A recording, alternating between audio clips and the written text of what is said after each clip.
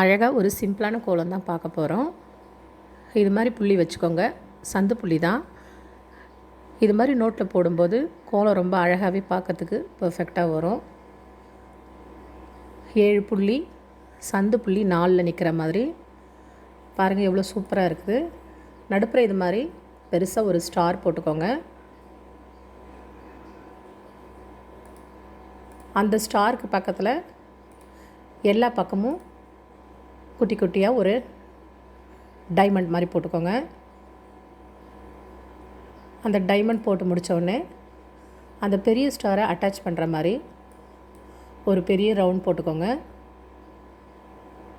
Centre பிளேஸில் இது மாதிரி ஒரு டிசைன், அதுக்கு மேலே அந்த ரவுண்டும் அந்த குட்டி டைமண்டும் சேர்த்த மாதிரி ஒரு டிஃப்ரெண்ட்டான லீவ்ஸ் மாதிரி ஒரு டிசைன். அவ்வளோதாங்க, எவ்வளோ அழகான ஒரு கோலம் ரெடி ஆகிடுச்சு. நீங்களும் போட்டு பாருங்கள்.